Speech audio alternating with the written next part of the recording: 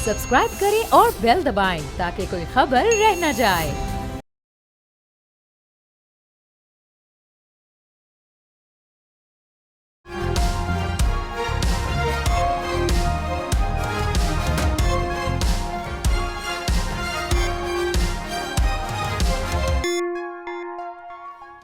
नाज़रीन अस्सलाम वालेकुम। तब्दीली विद डॉक्टर दानिश के साथ हाजिर है। इससे पहले कि एक अहम तरीन इशूज़ पे मैं अपने मेहमानों से बात करूं, उनका तारुफ कराऊं, एक चंद बातें ज़रूर करना चाहता हूं, और वो ये है कि पाकिस्तान को इस वक्त बहुत अशद ज़रूरत है पाकिस्तान को कॉन्स्टिट्यूशनल कोर्ट की। दुनिया में और जगह ये मौजूद है और उसकी 3 वजूहात हैं। पहली वजह तो ये है कि सुप्रीम कोर्ट में हर साल हज़ारों की तादाद में केसेस पेंडिंग हो रहे हैं। आवाम को सुप्रीम कोर्ट से रिलीफ नहीं मिल रहा है। अब जबकि 58,000 के करीब इस वक्त सुप्रीम कोर्ट में पेंडिंग है, जो सालों से पेंडिंग है, और आवाम को रिलीफ सुप्रीम कोर्ट से नहीं मिल रहा है। उसकी वजह यह है कि सुप्रीम कोर्ट ज़्यादातर केसेस जो पॉलिटिकल कॉन्स्टिट्यूशनल केसेस है उसके ऊपर टाइम दे रही है। आवाम के अहम तरीन केसेस पे जो उनके लिए बहुत अहम है उस पर तवज्जो नहीं है, इसलिए 58,000 पेंडिंग केस है। और इस पे एक बड़ा ज़बरदस्त मकूला है, और वो ये है कि justice delayed is justice denied. दूसरी बड़ी वजह क्या है कॉन्स्टिट्यूशनल कोर्ट की? क्योंकि हमारे यहाँ जो जजेस बनते हैं वो ज़्यादातर वो वकील होते हैं, मैं उन वकीलों की बात कर रहा हूँ, उन वकीलों की नहीं जो बहुत ज़्यादा कॉन्स्टिट्यूशन पे काम करते हैं, पढ़ते हैं और उसके ऊपर उनका एक्सपीरियंस है। लेकिन मेजॉरिटी ऑफ द वकील जिनका ताल्लुक बैंकिंग कोर्ट से होता है, जिनका सिविल मैटर से होता है, मैरिज से, ज़मीन के मसले पे होता है, क्रिमिनल केसेस के जो वकील होते हैं वो जज बन जाते हैं, आला अदालतों में चले जाते हैं, और फिर उनका कोई एक्सपीरियंस नहीं होता है, कोई स्टडी नहीं होती है कॉन्स्टिट्यूशन के ऊपर, और वो कॉन्स्टिट्यूशनल केसेस पर फैसला देते हैं। तो सोचिए कि फिर वो फैसले कैसे होते होंगे। तीसरा, ऐसे किसी वकील को जज नहीं बनना चाहिए जिसका कोई सियासी वाबस्तगी हो, क्योंकि सियासी वाबस्तगी की बुनियाद पर जो वकील जज बनते हैं उनकी एफिलिएशन उस सियासी जमात से ख़त्म नहीं होती है और उसकी झलक उनके फैसलों में नज़र आती है। इसलिए पाकिस्तान में एक कॉन्स्टिट्यूशनल कोर्ट हो, सुप्रीम कोर्ट अपनी जगह हो, जो आवाम के इस पेंडिंग केस के मसाइल हल करे, और कॉन्स्टिट्यूशनल कोर्ट में सिर्फ वही जजेस जा सकें जिनका कॉन्स्टिट्यूशनल केसेस के ऊपर, कॉन्स्टिट्यूशन के ऊपर, अपने पाकिस्तान के भी और दुनिया के कॉन्स्टिट्यूशन के ऊपर उनका एक्सपीरियंस हो, उनकी स्टडीज़ हो, और बेहतर हो कि उनका एक एग्ज़ाम हो जिसकी बुनियाद पे क्लियर करके वो उस जगह पर जाएं जहां कॉन्स्टिट्यूशनल फैसले दे सकें। ये थी चंद बातें। मेरे साथ आज जो 2 अहम मेहमान हैं उसमें हफीजुल्लाह नियाज़ी साहब, सीनियर सहाफ़ी तज़कियाकार, आपका बहुत शुक्रिया सर, आपने हमें ज्वाइन किया। मेरे साथ हैं हाफिज़ एहसान अहमद साहब, एडवोकेट सुप्रीम कोर्ट, साबिक वफाकी मोहतसिब, आपका ही बहुत शुक्रिया, आपने हमें ज्वाइन किया। जी हफीजुल्लाह नियाज़ी साहब, मैं आपकी तरफ आता हूँ। मेरी आवाज़ आ रही है सर आपको? बिल्कुल आ रही है डॉक्टर साहब, थैंक यू। सर बहुत लंबी फहरिस्त है जस्टिस मुनीर से लेकर कल तक के फैसले की, और बहुत से फैसले आए हैं जो आपकी नज़र में आप मुझसे ज़्यादा बेहतर जानते हैं। तो क्या सर ये जो फैसले, अदालती फैसले जो कि पॉपुलर होते हैं, सियासी होते हैं, नज़रिया ज़रूरत के बुनियाद पे होते हैं, ऐसे फैसले जो आइन और कानून पर मुनसर नहीं होते हैं, उससे मुल्क को कितना नुकसान पहुंचता है? इस निज़ाम को, जो जमहूरी निज़ाम है, उसको कितना नुकसान पहुंचता है? जी सर। डॉक्टर साहब आपने बड़ा ज़बरदस्त, बड़ी एक अच्छा एंगल लिया है कि आज तक जो हम फैसले देखते रहे हैं इसमें कोई शक नहीं है कि वो नजरिया ज़रूरत के तहत या किसी जो पर्स से मैयर के तहत जजेस की बाजू मरोड़ के और जो जजेस को जिसको कहना चाहिए दबा के वो फैसले लिए गए होंगे। लेकिन पहली दफा मैंने पाकिस्तान में एक ऐसा फैसले आने शुरू हुए कि जो सोशल मीडिया को मुतमिन करने के लिए और एक अस्यूम जो ऐसी पॉपुलर स्पोर्ट जो कि अभी तक हमने जो टेंजेंट फॉर्म में नहीं देखी, उसी तरह कुछ भी हो सकती है कि वो कहें जी कि जिसको कहना चाहिए कि इमरान खान साहब जैसे 10 अप्रैल 2022 में जब इख्तियार से अलहदा हुए तो उन्होंने कितनी दफा पब्लिक सपोर्ट लेने की कोशिश की और पब्लिक सपोर्ट आपने देखा कि उनको 25 मई का लॉन्ग मार्च हो, 26 नवंबर का उनका लॉन्ग मार्च हो जो उन्होंने जनासम मुनीर की अपॉइंटमेंट रुकवाने के लिए किया था, या जेल बहुत तहरीक हो, या इवन 8 फरवरी के इलेक्शन के बाद हड़ताली काले हो, तो पब्लिक सपोर्ट तो नजर कहीं नहीं आई। ये नहीं कि नहीं मौजूद, मैं जाती तौर समझता हूँ कि वो पाकिस्तान की मजबूत सियासत कर रहे हैं, पाकिस्तान के अंदर उनका खासा सियासत के अंदर उनका जो इस वक्त गिरफ्त है, और खसूसन ये सोशल मीडिया ने उसके इतना मुबाले के साथ बताया हुआ है कि जब तक तय नहीं हो जाता तो आप चलो एक तासुर है। तो ये जजेस का इस मकबूलियत को अपने जो हक में इस्तेमाल करना, जजेस का जो है उसके मुताबिक एक्ट करना, और जहाँ पे वो समझ रहे हैं कि जी वो किसी और जो बदले हुर्रियत मान रहे हैं। मुझे सिर्फ ये है कि जब आप आखिरी बात है, हाफिज साहब बैठे हैं, बड़े जय्यद कानूनदान है और इंशाल्लाह हमारी भी सबकी रहनुमाई करेंगे, लेकिन जो मुझे असल चीज है जो डॉक्टर साहब एक बिल्कुल एक फिक्रा नोट कर लें, वैसे तो यही फिक्रा काफी होना चाहिए था कि जब आप मावराए कानून और आईन कोई फैसला करेंगे और लॉजिक के ऊपर फैसला करेंगे तो ताकत के पास ये सहूलत खुद ब खुद मुंतकिल हो जाएगी। मैं सिर्फ मनसूफ लफ्जों में कह रहा हूं कि ताकत के खिलाफ अगर कुछ एक बार बनना चाहता है तो बने, क्योंकि मुझे हमेशा ताकत को तरीके से हैंडल किया जाता है। हम तो खैर जब वो नजरिया जरूरत था तब इससे नाला रहते थे ताकत से कि और नहीं होना चाहिए था, लेकिन अब आप जब खुद हम इसे नाला रहते थे कि मावराए आईन और कानून कुछ नहीं होना चाहिए, लेकिन अगर आप मावराए आईन और कानून अपनी इंटरप्रिटेशन करेंगे तो ये बड़ा खतरनाक काम है। फिर ताकत जो होती है, पावर इज पावर, और वो तो सर हमने इसका मतलब है माजी में एक हमने भुगता है मार्शल लॉ जो फौजी ताकत के है। अब हम जो देख रहे हैं वो जुडिशल मार्शल लॉ है कि जब आप ऐसे फैसले दें जिसकी कोई अदालती नज़ीर नहीं मिलती हो, या ऐसा फैसला दें जिसकी कोई जुरिडिक्शन नज़र नहीं आ रही है कॉन्स्टिट्यूशन में, और आपकी भी एक जुरिडिक्शन है 175(2) आइन में अदालत का एक जुरिडिक्शन है कि 175(2) तक के लिहाज से आप फैसले दे सकते हैं। लेकिन अगर आप अपनी जुरिडिक्शन से भी बाहर आ रहे हैं और किसी जुरिडिक्शन के तहत फैसले नहीं दे रहे और आप ऐसे फैसले दे रहे हैं जिसकी अदालती नज़ीर भी नहीं है, तो सर तो ये तो एक जुडिशल मार्शल लॉ है जो कि फ़ौजी मार्शल लॉ से इसलिए ज़्यादा ख़तरनाक है कि फ़ौजी मार्शल लॉ तो चले कानून नहीं जानते हैं, आइन नहीं जानते हैं, आप तो रखवाले हैं, और आप जैसे आपने कहा कि आइन और कानून को कत्ल करके फैसले दे रहे हैं। जी क्या कहेंगे जनाब आपके हफीजुल्लाह न्याजी साहब? देखिए जी, आपने बात जब लफ्ज़ इस्तेमाल करेंगे मार्शल लॉ, इसका मतलब है कि आप आइन और कानून के से सर्फ नज़र करते हुए उससे बिल्कुल जिसको कहना चाहिए कि एक तरफ रखते हुए आप माशरा लगाते हैं। अच्छा, माशरा जब या एक ऐसा इस्तेमाल करते हैं तो ये हक तो फिर किसके पास है? मेरे पास तो नहीं है, वज़ीर आज़म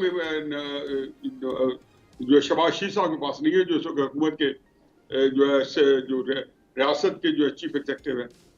तो ये हक तो ताकत, जब आप ताकत या मावराए आइन जाएंगे, मैंने पहले भी भरपूर लफ्ज़ों में कहा, जब कह दिया मार्शल का हक तो फिर किसी एक के पास है, और फिर उनके पास ये भी हक है कि आप बगैर मार्शल की, उनके पास इतनी किस्में हैं कि आला मान आला भी, और अगर उससे आप ये समझते हैं कि आप मुल्क जो है वो क्योस में चला जाएगा, और इमरान खान साहब के बारे में जो हमेशा एक मेरी नपी तुली राय है कि इमरान खान साहब इस वक्त जो उनकी मैं जानता हूँ कैफियत को, कि अमलन जब से वो अलहदा हुए इक़्तिदार में, तो तो मेरा ख्याल है उनको ये कॉम्प्रिहेंशन है कि शायद इक़्तिदार में वो वापस ना आए। जैसे आज भी मुझे पूछे कि इमरान खान जेल से आएंगे, वापस निकलेंगे इद्दत केस के फैसले के बाद, तो मैं कहूँगा नहीं निकलेंगे। अब आप ये पूछेंगे इमरान खान इक़्तिदार में आएंगे तो एक जब तक ये सारे वेरिएबल्स चेंज नहीं हो जाएंगे, इधर के वेरिएबल उधर नहीं हो जाएंगे, तो वो सारे पीटीआई वाले भी आपको यही करेंगे, उनकी कौमी क़यादत यही कहेगी कि जी जब तक ये सेटअप है हमारे पास मिलिट्री एस्टेब्लिशमेंट का, तो इमरान खान साहब निकलने का कोई चांस नहीं है। तो इसका मतलब ये है कि जो मुल्क के अंदर अगर इसी तरह हुआ और इस तरह आपने उनके साथ ताकत से लड़ने की कोशिश की, तो फिर मेरा ख्याल है कि अकल को अपील करे ना करे, लेकिन जो क्योस जो है वो अनप्रेसिडेंटेड होगा। और जो मैं देख रहा हूँ मुल्क जो है ना, मुल्क का बेड़ा पहले से दलदल में फंसे हुए हैं, लेकिन मजीद मुल्क का बेड़ा। मैं आगे जाऊंगा, मैं जरा एहसान साहब की तरफ भी आता हूँ। एहसान साहब, आप माशाल्लाह लीगल एक्सपर्ट भी हैं, सुप्रीम कोर्ट के वकील भी हैं। आज हमारे प्रोग्राम में पहली दफ़ा आप शामिल हुए हैं और एक ऐसे मौके पे हुए हैं जब हम ये पूछ रहे हैं कि हमें ये बताया जाए कि जो फ़ैसला कल आया है उसकी कोई नज़ीर हमें नहीं मिलती है कि एप्लीकेंट थे नहीं पीटीआई, उसने मांगा ही नहीं कुछ, ना वो 80 अरकान को सुना गया, लेकिन फ़ैसला पीटीआई के हक़ में आ गया। सुन्नी इत्तेहाद कौंसिल जिसने एप्लीकेशन दी थी उसको मुस्तरद कर दिया गया। अब ये 51 को रीराइट किया गया या 106 को रीराइट किया गया, या इन्होंने रीराइटिंग ऑफ द कॉन्स्टिट्यूशन किया, या इन्होंने कोई जुरिडिक्शन इस्तेमाल किया है। ना मुझे 185 में नज़र आ रहा है, ना 184 में, ना 187 जो ऑलरेडी वो कह चुके हैं कि इसकी ज़रूरत, इसकी वो शामिल नहीं है। तो ये किस तरह का फ़ैसला है सर, कैसा फ़ैसला है ये? बिस्मिल्लाहिर्रहमानिर्रहीम। डॉक्टर साहब, आपका बहुत शुक्रिया कि आपने मौका दिया और आज आपके प्रोग्राम में आया। मेरे लिए बड़ी ये काबिल इज़्ज़त बात है। और दूसरा, हफीज़ुल्लाह नियाज़ी साहब इस प्रोग्राम के अंदर हैं, पाकिस्तान के एक मारूफ और लर्नड, उनकी बड़ी गहरी नज़र है इस सारे सिस्टम के ऊपर, और उनकी जो ओपिनियन है बड़ी ज़बरदस्त होती है उस चीज़ के अंदर। और जो पॉइंट आपने उठाया है, मेरा ख़्याल है कि ये पाकिस्तान का असल वो पॉइंट है कि जितनी देर तक आप इस पॉइंट को एड्रेस नहीं करेंगे, पाकिस्तान आगे नहीं जा सकता। अब आपके दो पॉइंट्स के ऊपर आपने बात की। एक, आपने पहले बात की है कि पाकिस्तान के इस प्रोसेस या जुडिशल सिस्टम के ऊपर, और दूसरा आपने कल के कॉन्टेक्स्ट के अंदर बात की है जो सुप्रीम कोर्ट का फ़ैसला आया। कल का जो सुप्रीम कोर्ट का डॉक्टर साहब फ़ैसला आया है वो पाकिस्तान का वही एक कंटिन्यूटी सिस्टम है जो पाकिस्तान का इनहेरेंट डिफेक्ट सिस्टम है आपके इस पूरे निज़ाम के अंदर।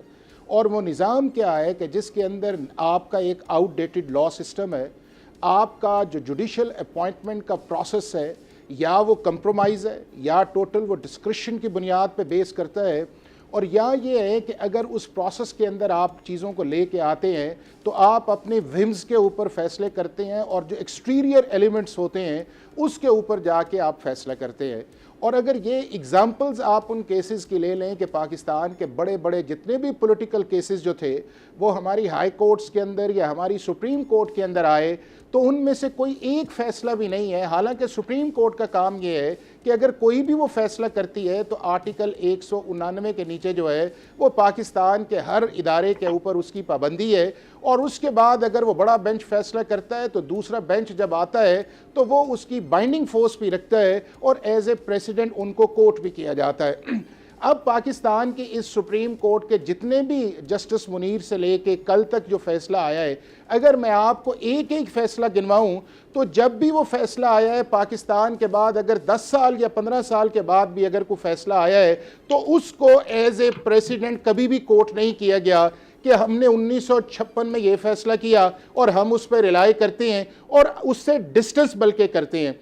चाहे वो आप जस्टिस मुनीर का फ़ैसला ले लें, चाहे आप नुसरत भुट्टो साहिबा वाला फ़ैसला आप देख लें, चाहे उसके बाद आप बेनज़ीर भुट्टो साहिबा वाला फ़ैसला ले लें जो 88 वाला फ़ैसला आया, चाहे उसके बाद ज़फ़र अली शाह वाला केस आप देख लें, उसके बाद आपका जो पनामा वाला फ़ैसला आया उसको आप देख लें, पिछले 2 साल के अंदर जो एक फ़ैसला आया, जो पंजाब के अंदर आर्टिकल 63A के अंदर आया कि एक ऐसा काम जो इस मुल्क के अंदर हुआ ही नहीं है, उसके ऊपर प्रेसिडेंट ऑफ पाकिस्तान आपको एडवाइस भेज रहा है कि जी आप 63A के ऊपर अंडर आर्टिकल 186 आप एडवाइस करें, और आपने एक फ़ैसला करके कहा कि ना उसका वोट काउंट होगा और बल्कि वो डिस्क्वालीफाई भी हो जाएगा, जो आर्टिकल 63A की लैंग्वेज नहीं थी। अब कल का जो फैसला, और इनके फैसलों के अंदर आप देख लें कि किसी एक फैसले को, मैं as a student of law के तौर पे आपसे बात कर रहा हूं, इनके किसी एक फैसले को वक्त ने ना साबित किया है कि ये फैसला अच्छा था, ना उसके ऊपर रिलाय करते हैं। और अभी भी आपके सामने देखा है कि सुप्रीम कोर्ट ने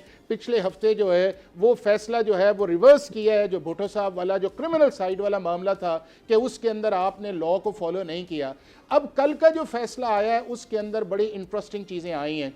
नंबर 1 ये है कि जो रीडिंग इनटू द कॉन्स्टिट्यूशन या री राइटिंग ऑफ द कॉन्स्टिट्यूशन जो है वो बड़ा एक वाज़ेह सब्जेक्ट है, और इस फैसले के अंदर भी सुप्रीम कोर्ट का अगर आप फैसला पढ़ें, आया मेजॉरिटी के ऊपर है, और हमें अदालत की इज्जत है कि जो फैसला आए, लेकिन ये हमारा इस्तेहकाक है कि उस अदालत से आवाज़ें क्या आई हैं। उस अदालत के अंदर नंबर 1 ये आवाज़ आई है, ये मेरे सामने ये जजमेंट पड़ी हुई है कि पाकिस्तान की सुप्रीम कोर्ट को किसी पॉलिटिकल पार्टी की फैसिलिटेशन के लिए अपने मैंडेट से बियॉन्ड नहीं जाना चाहिए, ये इस फैसले में लिखा है। नंबर 2 ये है कि हमारा कॉन्स्टिट्यूशन आपसे ये कहता है, चाहे आपकी आम अदालत है या पाकिस्तान की सुप्रीम कोर्ट है, जो आर्टिकल 175 से स्टार्ट होती हैं, उसके अंदर लिखा होता है subject to the law and constitution, कि कोई भी पाकिस्तान की अदालत वो काम नहीं करेगी जो लॉ या कॉन्स्टिट्यूशन से मुबर्रा है, यानी कि वो एज ए किंग के तौर पे काम नहीं करेगी, बल्कि उसके पास जो मामला आएगा उसको दोनों पार्टीज को सुनेगी और इंसाफ, कानून और कॉन्स्टिट्यूशन के मुताबिक फैसला करेगी। अब इस केस के अंदर जो कल हुआ है वो ये हुआ है कि कॉन्स्टिट्यूशनल प्रोसेस के अंदर एक ऐसी पॉलिटिकल पार्टी जिसने अपने आप को सरेंडर करके दूसरी पॉलिटिकल पार्टी को एज ए प्रॉक्सी के तौर पर इस्तेमाल किया, और इलेक्शन कमीशन के अंदर उन्होंने कहा कि हमें सीट्स दी दें आर्टिकल 51 के नीचे।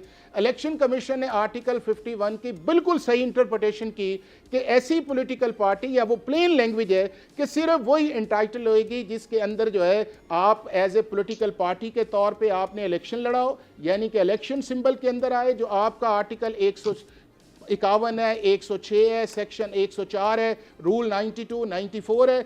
दूसरा ये है कि आपने सेक्शन 104 के नीचे जो है वो आपने लिस्ट जमा, इसी सुप्रीम कोर्ट ने एक जजमेंट के अंदर कहा हुआ है कि 104 की अगर कंप्लायंस नहीं होती तो आप उससे आगे नहीं जा सकते, चूंकि उसके अंदर एक टाइम बाउंडेड चीज जो है वो उसके अंदर आई है। फिर ये है कि तीसरा ये है कि आपने कुछ सीट ही नहीं सिक्योर की। चौथा ये है कि आपने एज ए जनरल इलेक्शन के अंदर जब हम आपसे पूछ रहे हैं तो आपने कहा है कि हमने हिस्सा ही नहीं लेना। उसके ऊपर उन्होंने फैसला किया, पेशावर हाई कोर्ट ने उस फैसले को एंडोर्स किया, मामला सुप्रीम कोर्ट के अंदर आया, और SIC जो था वो पिटिशनर था इस केस के अंदर। अब वहां के ऊपर आखिरी दिन तक बात यह थी कि फैसला होगा या एक्सेप्ट होगा या रिजेक्ट होगा या मॉडिफाई होगा, कि जी आपने ओवर एंड अबव जो है वो नहीं देनी। अब सुप्रीम कोर्ट ने जो फैसला किया है, पाकिस्तान की कॉन्स्टिट्यूशनल हिस्ट्री के अंदर पहली दफा ऐसा हुआ है कि आपने एक ऐसे शख्स को रिलीफ दिया है जो उस सारे प्रोसेस का हिस्सा नहीं था, जिसने आपके पास पिटीशन नहीं की, जो किसी ऑर्डर से एग्रीव नहीं है, और ना ही वो आपसे आके कहता है कि सर मुझे इंसाफ दिया जाए, मुझे जस्टिस दिया जाए, बल्कि वो एक कॉरिडोर के अंदर बैठ के प्रॉक्सी को सपोर्ट करता है कि जी आप इसको सपोर्ट करें चूंकि हमने इनको कहा है। और ये आर्टिकल 50, मेरा ख्याल ये है कि आर्टिकल 51 का एक जो प्रोसेस था उसको भी इन्होंने किया है, फ्रस्ट्रेट किया है, जो PTI और SIC थी जिसके अंदर मैन्यूवरिंग की है, और सुप्रीम कोर्ट ने, मैं समझता हूं कि अपनी एक्सीडिंग ऑफ जुरिस्डिक्शन किया है, जुडिशियल ओवररीचेंस के अंदर किया है, और एक ऐसी चीज उसके अंदर डाली है जो पाकिस्तान की कॉन्स्टिट्यूशनल हिस्ट्री के अंदर अनप्रेसिडेंटेड है। और बहस किसकी आई है, अगर आप इस ऑर्डर को देखें कि पिक्यूलियर सर्कमस्टांसेस, तो मेरा ख्याल यह है कि अगर फिर हर केस के अंदर पिक्यूलियर सर्कमस्टांसेस पे जाएंगे तो फिर विशेष पे फैसले आएंगे, ठीक है, और वो होता नहीं है, वो होता नहीं है, या पॉलिटिकल स्टेबिलिटी नहीं होता नहीं है। मैं आगे बात करूंगा। नाज़रीन, एक छोटा सा ब्रेक पे वापस आते हैं।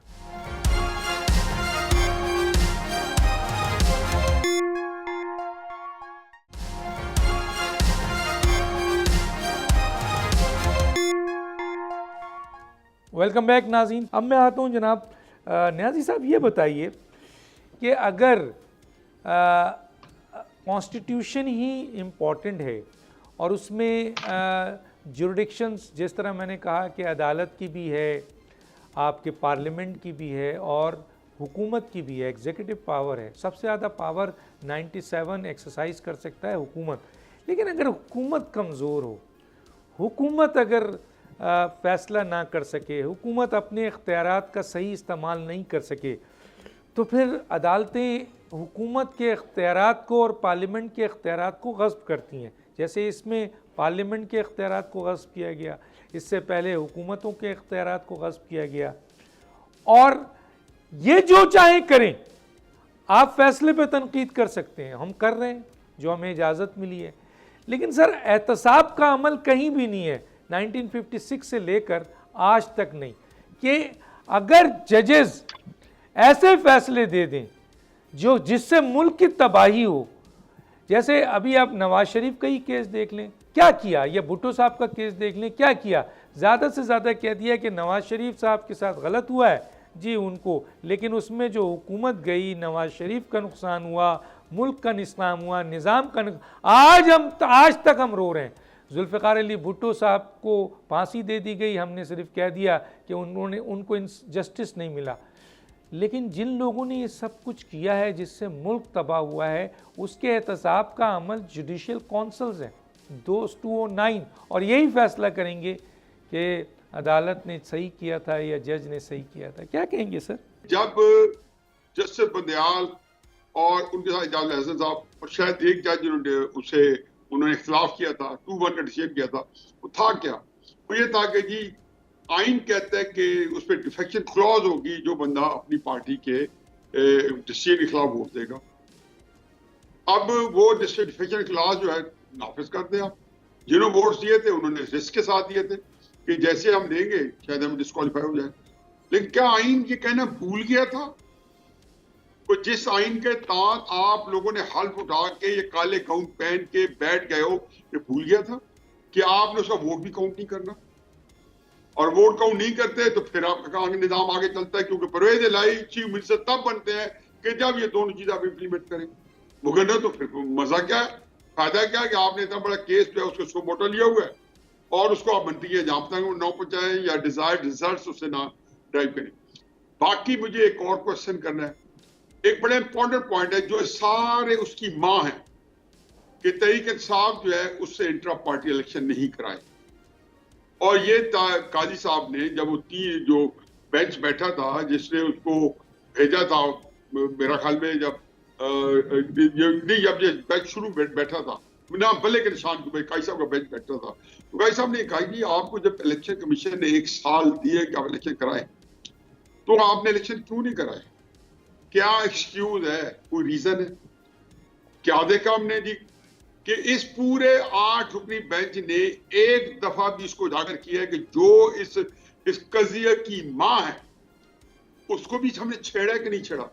आया तहरीक इंसाफ से पूछा है, तकल्लुफ़ नहीं, प्यार मोहब्बत से भी कि डियर, जैसे कई दफा हमारे जजेस जो है, इमरान खान साहब के जब साकिब निसार साहब ने बनी गाले का घर रेगुलेट करना था या रेगुलराइज करना था, तो क्या कहा, जाए जाके जुर्माने जमा कराए और घर जाए।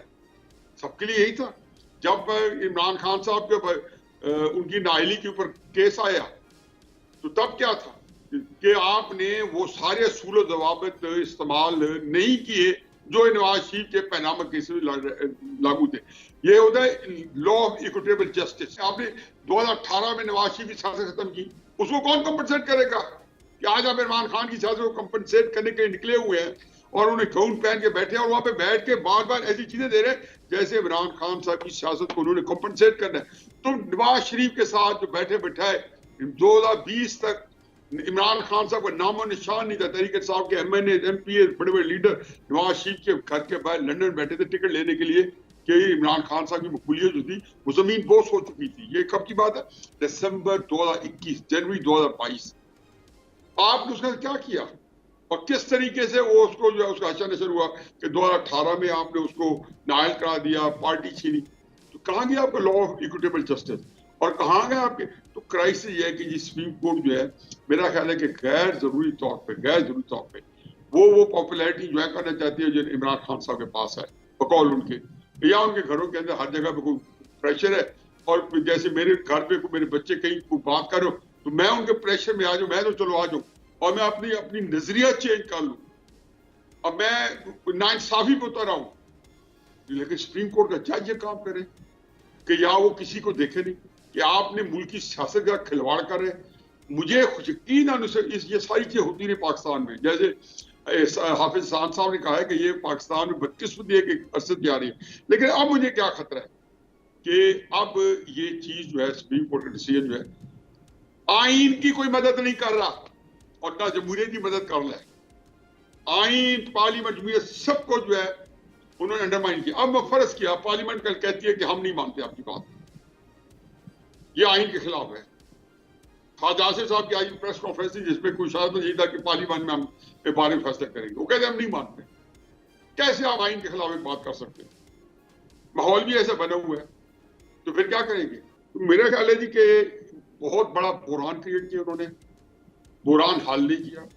और मैं हमेशा से मुझे पता था कि पाकिस्तान जो है पिछले जब से 2014 से इन्होंने धरने शुरू किए करवाए, उसमें जाहिर है हमारी एस्टेब्लिशमेंट को बरीजुमा कैसे करार देते हैं और तब से चीजें उलझती गई। डॉक्टर साहब को मैंने आपके प्रोग्राम में पहले भी कहा था कि कौमों के अरूज व सवाल की कहानी एक महीने की, एक दिन की सुप्रीम कोर्ट डिसीजन की नहीं होती, ये दिहाइयों का अमल होता है। ये कहना कि पाकिस्तान खुदा ना खासा खाई में गिरने वाला है तो ये कुछ आज ये काम हो गया, नहीं, ये वो चीज है कि हम ऐसा ऐसा करके तो ये जात उतर आता, बजाय इसके कि उसका वो कहते हैं ना कि उसकी को फिक्र करते और उसके बारे में कोई तदबीर करते। सुप्रीम कोर्ट के इस डिसीजन ने उस अमल को तेज कर दिया, तबाह कर दिया। अच्छा सर, मुझे ये बताइए कि सर ये एक फिक्र ले ले, जी ऐसा खौफनाक मनाजिर मेरे आंखों के सामने घूम रहे हैं जिसका आम आदमी तस्वीर नहीं कर सकता। हम चूंकि तारीख के आईने में देख के, झांक के, उसको परख के और उन वेरिएबल्स को देख के सामने दोबारा उन्हीं चीजों को दोबारा होते देखते हैं, तो तब जो रिजल्ट निकले थे वही रिजल्ट निकला दोबारा। तो एहतसाब नहीं है ना सर, पकड़ नहीं है, मेरा क्या बिगाड़ोगे? ये जो फैसला आ गया है तुम फैसले पे चीखते रहो, चिल्लाते रहो, मेरा क्या बिगाड़ोगे? और अगर बिगाड़ोगे क्या बिगाड़ो? मुझे डॉक्टर साहब क्या फैसला है? बंदयाल ने जो कहा था कि 13 मई को इलेक्शन कराए तो मान लिया था किसी ने? तो ये क्या कर लिया था? 13 मई को क्या था रे भैया? हंस दिए, मुस्कुरा दिए, कोर्ट भी लगा ये पता करने के लिए। अव्वल तो मैं तो होता तो मुंह नीचा करके निकल जाता, लेकिन दोबारा बंदयाल साहब लेकिन इसके लिए हुकूमत और पार्लियामेंट को अपनी जुरिडिक्शन देखते हुए एक मजबूत डिसीजन लेना पड़ेगा ना। बुजदिल लोग हैं सर। डॉक्टर ना फिक्र ना करें, कोई जिनके पास F-16 है ना और जिनके पास 150 न्यूक्लियर बॉम्ब है ना, वो बुजदिल नहीं हुआ। चले सर, बहुत बड़ी बात कर दी। मैं तो हुकूमत को देख रहा था, पार्लियामेंट को देख रहा था। वो तो चले बुजदिल नहीं है, लेकिन हमारी पार्लियामेंट और हुकूमत अपनी जुरिडिक्शन का कत्ल होते हुए देखती है और उनके इख्तियारात छीने जाते हैं, उनके इख्तियारात को लूटा जाता है, सरेआम लूटा जाता है, लेकिन वो अपने जायज हक को हासिल नहीं कर सकते, ना पार्लियामेंट ना हुकूमत। ये तो है ना सर। मैं जाऊंगा उनकी तरफ, हाफिज साहब की तरफ। हाफिज साहब, एक तो हमें लाइव स्ट्रीमिंग जो लाइव प्रोसीडिंग की है उसमें हमने देखा कि जजेस ने खूब सियासत का रंग दिया है। जिस जगह जिन सियासी जमातों को उन्होंने दिखाना था वो अपने ऑब्जर्वेशन से उन्होंने सुनाया, दिखाया, बहलाया, समझाया, सब कुछ किया। इस लाइव प्रोसीडिंग का ये फ़ायदा कह दीजिए उन जजेस को हुआ। एक तो ये ज़रा बताइए सर। दूसरा, ये जो जिन 39 मेंबरान को सुप्रीम कोर्ट ने तहरीक इंसाफ का लिख दिया, इलेक्शन कमीशन के मुताबिक, जो कि एक आज़ाद इदारा है, बाइख्तियार इदारा है, खुद मुख्तार इदारा है, ज़रूरी नहीं कि वो सुप्रीम कोर्ट के इल्लीगल अनकॉन्स्टिट्यूशनल फैसले को माने। फिर बात वही आती है, ना हुकूमत माने ना पार्लियामेंट माने अनकॉन्स्टिट्यूशनल फैसले को, चाहे वो सुप्रीम कोर्ट ही दे, लेकिन इसके लिए फिर विल की ज़रूरत होती है। इलेक्शन कमीशन के मुताबिक इन्होंने पार्टी टिकट जमा ही नहीं कराया था और जिन 41 मेंबरान को आज़ाद कहा है वो तो खुद सुन्नी इत्तेहाद कौंसिल में शामिल हो चुके हैं। अब वो किस तरीके से, कानून मौजूद है कि आप फ्लोर क्रॉसिंग नहीं कर सकते, क्या होगा सर?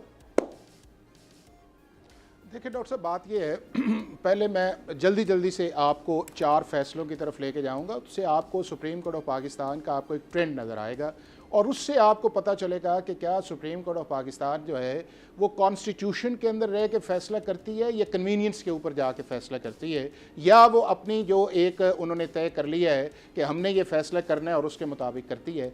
अगर ज़फ़र अली शाह वाला केस देखें तो सुप्रीम कोर्ट के पास वो ये लेके गए थे कि जनरल मुशर्रफ जो हैं उनका जो एक्शन गलत है या ठीक है, और उन्होंने कहा कि गलत है, ये उनकी एक प्रेयर थी और सुप्रीम कोर्ट को कहा कि आप एक्सेप्ट करें। सुप्रीम कोर्ट ने ये कहा कि जी उस एक्शन तो ठीक है, ये साथ उन्हें कहा कि हम इन्हें 3 साल के लिए कॉन्स्टिट्यूशन अमेंड करने की एक पावर भी देते हैं। पनामा के अंदर मामला ये गया था कि उस सारे को इन्वेस्टिगेट किया जाए जो एक पनामा लीक्स आई थी। मामला वहाँ से चलते चलते जो है वो अकामा के अंदर गया और दुनिया के अंदर कोई ऐसा मुल्क नहीं है कि जो अपने प्राइम मिनिस्टर को उस कॉन्स्टिट्यूशनल प्रोसेस के अलावा जो है वो आउट करे ऑन द टेक्निकल ग्राउंड्स, जिसके अंदर आपका आर्टिकल 62F आया, जिसको अभी सुप्रीम कोर्ट ने दोबारा जो है उसको रिविजिट किया, उसकी सारी इंटरप्रिटेशन को। नंबर 3 फैसला जो है वो आर्टिकल 63A का आया कि एक ऐसा काम जो पाकिस्तान के अंदर हुआ नहीं है और सुप्रीम कोर्ट ने उसके अंदर अपनी इंटरप्रिटेशन करके एक ऐसी उसके अंदर इंटरप्रिटेशन की कि जिसके अंदर जो मांगा नहीं गया था। उन्होंने तो पूछा यह था कि 63A किस सूरत के अंदर अप्लाई होगा। सुप्रीम कोर्ट ने आगे कहा कि अप्लाई इस तरह होगा कि वोट अगर वो डाल देता है तो वो वोट भी नहीं काउंट करेंगे और 63A जो 4 कंडीशंस उनमें अप्लाई आएगा। अब वाला जो फैसला आया है उसके अंदर ये है कि ना वो पार्टी है, ना वो पिटिशनर है, ना उन्होंने एजिटेट किया है, ना वो एग्रीव्ड है, लेकिन उसके बावजूद सुप्रीम कोर्ट ऑफ पाकिस्तान का जो एक मेजॉरिटी व्यू आया है उसने दिया है। मैंने आपने जो हफीजुल्लाह नियाजी साहब ने जो बातें कल के जजमेंट के अंदर कही हैं, जो मोटी मोटी कही हैं, वो सारी की सारी इस जजमेंट के अंदर है। लिहाजा हम उस जजमेंट को क्रिटिसाइज नहीं कर रहे, हम उसी के अंदर एक जो ओपिनियन है उसके अंदर दे रहे हैं। मसलन इस जजमेंट के अंदर ये है कि SIC जो है वो डिसेंट टाइटल है। इसी जजमेंट के अंदर है कि PTI चूंकि हमारे पास एज ए पार्टी के तौर पे आई नहीं है, लिहाजा हम उसे रिलीफ नहीं दे सकते, उसको इलेक्शन कमीशन के पास जाना चाहिए। क्या इलेक्शन कमीशन को सुना कि तुम्हारे पास ये आए थे और तुम्हारा कौन सा ऐसा ऑर्डर था जिसको तुमने इंप्यूग यहां पे आके करना है? इसी के अंदर यह कहा गया है कि हमें पॉलिटिकल फैसिलिटेशन या रीडिंग इनटू द कॉन्स्टिट्यूशन या री राइटिंग ऑफ द कॉन्स्टिट्यूशन नहीं चाहिए। इसी जजमेंट के अंदर है। इसी जजमेंट के अंदर एक शख्स ने यह कहा है कि एक ऐसी पार्टी के मुतालिक हम फैसला कर रहे हैं जिन्होंने ऑलरेडी डिक्लेरेशन दिए हुए हैं कि हमने एक या पार्टी है या दूसरी पार्टी को हमें ज्वाइन कर लिया है, तो उन एफिडेविट्स को हम किस तरह रिवर्स कर सकते हैं? और उसने कहा यह अप्रोप्रिएट फोरम जो है वो इलेक्शन कमीशन ऑफ पाकिस्तान है। तो ये वो सारी चीजें ऐसी हैं, मैं ये समझता हूं कि जिसकी बुनियाद के ऊपर अगर आप इस तरह की फैसिलिटेशन जिसका सुप्रीम कोर्ट ऑफ पाकिस्तान ने एक अंदिया भी दी है, उसके अंदर फिर उसके इंप्लीमेंटेशन के आएंगे। अगर नंबर 1 इसकी कॉम्प्लिकेशन क्या है, मैं आप नंबर 1 इसकी कॉम्प्लिकेशन है इसके अंदर है कि आपने इस सारे प्रोसेस को रिसाइकलिंग के अंदर डाला है, आपने इस प्रोसेस को री इंजीनियरिंग के अंदर डाला है, और आपने जो क्लॉक था एक कॉन्स्टिट्यूशन या आर्टिकल 51 के अंदर था उसने आपको रिवर्स किया है कि आप वापस उस सीट के अंदर जाएं जहां के ऊपर 3 दिन का टाइम था, आपने कहा 15 दिन करें। और वो जो शख्स थे जिसको आपने कहा है कि ऐसा से ये एंटाइटल ही नहीं है, आपने उसके एफिडेविट्स को कहा है कि उनके एफिडेविट्स को भी जो 41 एफिडेविट्स हैं आपने उन्हें ओपन किया है। अब क्या मुमकिन है, ये हो सकता है कि जिनको आपने एफिडेविट्स करके आर्टिकल 63A का जो एक डिफेक्शन क्लॉज है, कल को वो जो है वो रिवर्स कर जाते हैं और कहते हैं चूंकि हमारा स्टेटस अब इंडिपेंडेंट सुप्रीम कोर्ट ने कर दिया है तो हम जो चाहे मर्जी फैसला करें, तो उसकी कॉम्प्लिकेशंस क्या आएगी? फिर इलेक्शन कमीशन जो है उसके अंदर जो आपने डायरेक्शंस दी हैं, अगर इलेक्शन कमीशन जो है दोबारा जाके उसके ऊपर कहता है कि सर जितनी देर तक 104 जो है उसकी कंप्लायंस नहीं है, या उसके बाद जो है रूल 94 जिसके अंदर ये है कि सिर्फ वही पॉलिटिकल पार्टी को आप आर्टिकल 51 के अंदर करेंगे जिसने इलेक्शन सिंबल किया है, और वो प्रोविजन जो है ना आपने सेट असाइड की है, ना अल्ट्रा वायरस की है, और 215 के अंदर जो सुप्रीम कोर्ट ने एक फैसला किया हुआ है, ना आपने उसको रिविजिट किया है, ना आपने जो 215 जो है उसे रिडंडेंट या अल्ट्रा वायरीज ऑफ द कॉन्स्टिट्यूशन किया है, और फिर आप उसके अंदर ये कहते हैं कि पीटीआई जो है या इलेक्शन कमीशन अगर फिर भी कोई प्रॉब्लम समझती है तो हमारे पास तशरीफ ले आए। तो मेरा यह ख्याल यह है कि अगर इलेक्शन कमीशन ऑफ पाकिस्तान दोबारा चला जाता है उसके अंदर, तो फिर आप एक उस प्रोसेस के अंदर चले जाएंगे जो बड़ा लंबा है। लिहाजा हमारे इन जज साहबान को ग्राउंड रियलिटी जो आ रही है उसके साथ साथ जो है जो कॉन्स्टिट्यूशनल सिचुएशंस हैं, ये जो आपके सामने एक केस आया है उसके ऊपर अंदर रह के वो फैसला सर फैसला तो सर बिल्कुल है। बिल्कुल आखिरी है सर, मैं ये पूछना चाहता हूँ, फैसला तो आ चुका है और आपने उसकी कॉम्प्लिकेशन भी बता दी है, कॉन्सिक्वेंसेस भी बता दिया है। अब मसला ये है कि जाहिर है हम तो उस फैसले के ऊपर अमल दरामद में जाएंगे। जैसे उन्होंने कहा कि बिल्कुल नहीं मानेंगे, गलत फैसला क्यों मानेंगे? तो आप मुझे ये बताइए कि इलेक्शन कमीशन के पास पूरा राइट है कि वो अनकॉन्स्टिट्यूशनल इल्लीगल फैसला पार्लियामेंट ना माने, इल्लीगल अनकॉन्स्टिट्यूशनल फैसला हुकूमत ना माने, इल्लीगल अनकॉन्स्टिट्यूशनल फैसला इलेक्शन कमीशन ना माने। सर आपके पास 1 मिनट है। मैं डॉक्टर साहब, बात यह है कि जब भी कुछ सुप्रीम कोर्ट ऑफ पाकिस्तान फैसला करती है वो आर्टिकल 199 के नीचे जो है वो पाबंद है, लेकिन इस फैसले के अंदर एक इंटरेस्टिंग विंडो सुप्रीम कोर्ट ने खुद क्रिएट की है और सुप्रीम कोर्ट भी ये समझती है कि इसकी जो इम्प्लीमेंटेशन के अंदर कॉम्प्लिकेशंस आएंगी।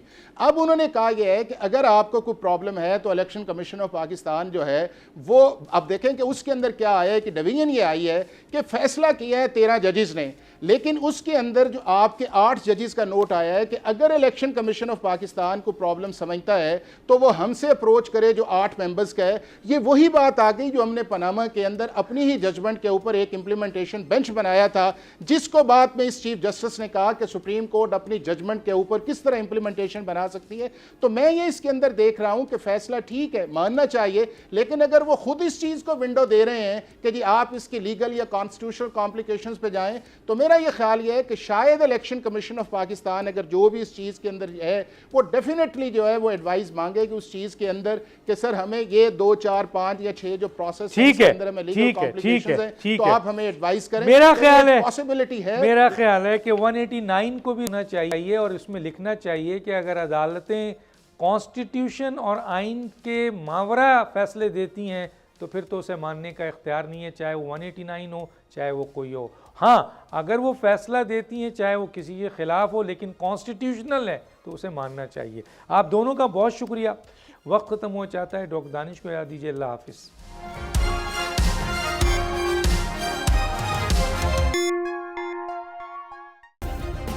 सब्सक्राइब करें और बेल दबाएं ताकि कोई खबर रह न जाए।